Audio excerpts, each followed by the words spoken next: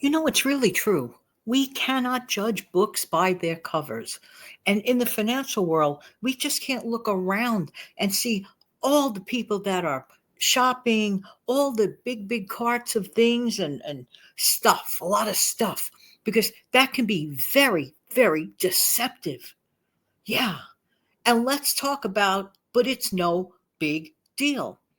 Good morning, good afternoon, good evening. This is Jan. Welcome to a bonus upload on this Sunday afternoon. I had an opportunity to prepare this video because I believe it's really, really important. Thank you so much for being here. I appreciate you. But normally I am on every single day, every morning at 5 a.m. a.m. a.m. Listen to me. I need some more coffee. Hello, make another pot. No, I don't make pots. I just fill up hot water and put it in the kettle for my instant. But this time I think I'll make it caffeinated. Listen, a lot of people are being deceived because by what they're looking at. There was someone, and I really, really enjoy his show. There's a person I really enjoy his show, and he's emphasizing how everybody's going on with their lives, and the lines are crowded, and business is booming, and it could be a little deception there, in my opinion. Don't just go by any old thing you're looking at. How do you know how these folks are paying for these things that make everything look so good? Because on the other hand, and there's always another hand, ever notice that? On the other hand, I hear and see a lot of people complaining that they are in consumer debt up to their neck. So you can't just look around and say, oh boy, everything's really, really hunky dory because it looks so crowded and everything looks so abundant. Are people paying it the right way from their own money, or is it on a loaner? I would say 5 out of 10, or maybe even 7 out of 10, it's on a loaner. I could be wrong. But I still say you can't judge books by their covers, for sure and for true. Let's talk about the it's no big deal factor. What do you mean by that, Jan? Well, it's when people fluff off the it's no big deal. I feel like a vanilla shake. Let me tell you something. I would not mind having an ice cold vanilla shake this afternoon, but I'm not going to get one. Oh, but it's no big deal. That vanilla shake is only, let's pretend it was $5 somewhere, right? All right. Okay.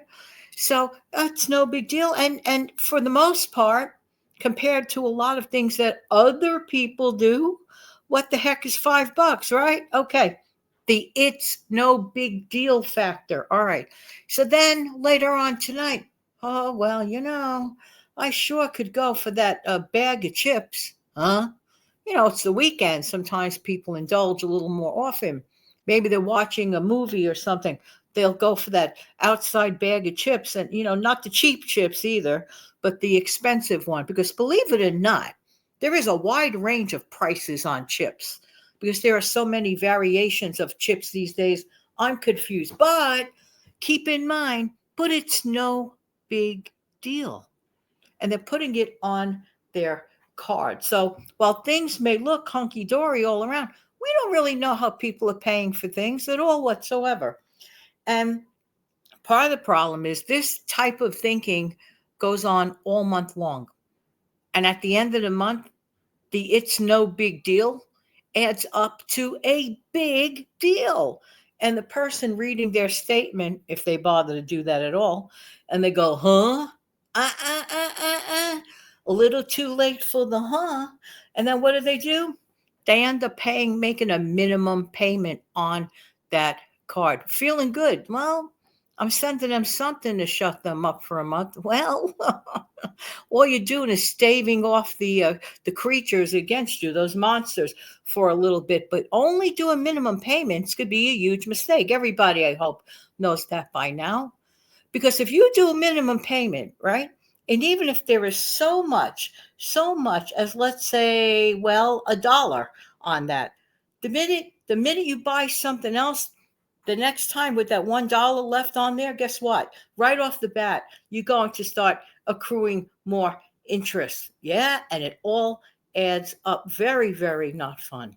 Very, very not fun. And with these predatory numbers, the APRs, the annual percentage rate, for example, let's say if it's about 23, 25%, oh, that really, really adds up. Here's the problem. A lot of people do not understand how a credit card works before they get one, because they give them out to people who are quite young and maybe just never had any, sort of experience or whatever. And of course, they should emphasize this in school, but I could talk till I'm blue in the face. Hopefully, more information can be brought about. You just have to research it. You just have to learn how a credit card works, because they're going to make it look like pie in the sky.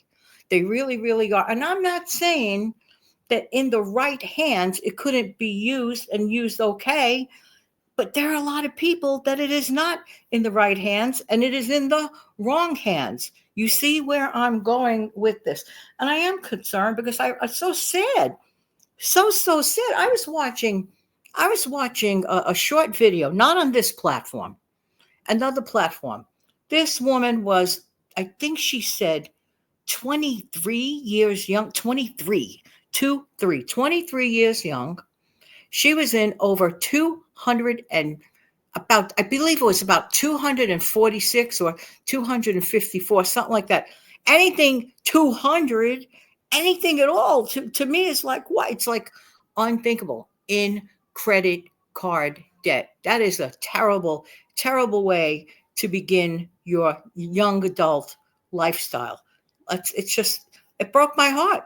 And a lot of it comes from lack of financial literacy. That is so freaking scary. So while we think that, oh, we're doing a good thing and looking around, oh, everything looks so prosperous, it may appear that way. Please, for the love of all things great, don't think that just the appearance is all, because that person, and I really like that person. I really like to watch that person's channel. Okay. And he was going on and on how everything is hunky dory and everybody's living their life. And he was just basing it on appearance.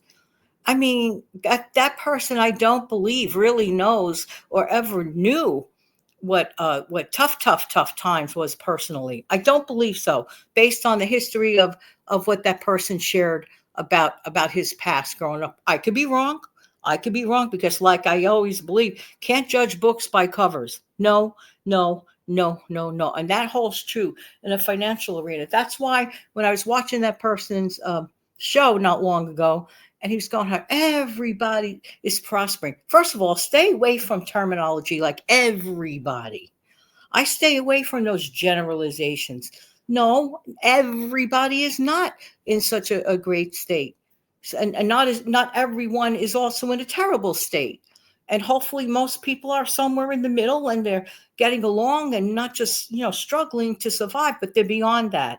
They may not be in the best of wealthy position yet or whatever, but they're A-okay. But that was, to me, like, I was really like, huh? I just didn't like it. So what could a person do that's like in these kind of situations? They could call their creditor. They could call their creditor and see if there's something that they could offer in terms of help. They could consider switching to doing balance transfers and doing a switch over to a 0% card, interest card, for a period of time.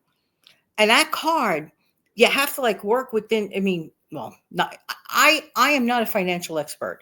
I am just Jan blabbering into a microphone. Okay. And this just seems, if this was myself, for example, if I had to make a balance transfer, for example, okay, and get rid of a bunch of interest and just, wow, what a great opportunity. I would work my duff off to make sure that within the parameter of the time that is set on that switch over, to get rid of that thing completely. I just would want that thing out of my life. But the best thing of all is prevention. Okay. So if you use a credit card for anything, start small. Like what I mean by start small, like a small amount, and pay that amount quickly. Pay it off right away. Pay it off right away. But my rule of thumb is this: if I cannot, and I don't care if it offends anyone, I really don't. If I cannot afford at that moment in time that bright, shiny penny, guess what? I'm not going to get it. I'm just going to wait until I could, if I really need it at all. Is this thing a want or a need? Of course, the bird clock, even on a bonus upload. My word. Up and the telephone. All right, everybody. It's meant for me to close the show. Thank you so much for being here. I really do appreciate everybody's time. But don't forget to come back Monday through Friday every morning at 5 o'clock. Brand new upload. That's every morning, not just only Monday through Friday, but that includes the weekend as well. I just had to get this off my head about this credit card situation. There you go. Hopefully, I would have helped at least one person. Sorry about the clock and sorry about phones ringing, but such is life. Have an amazing, fantastic day. Thank you.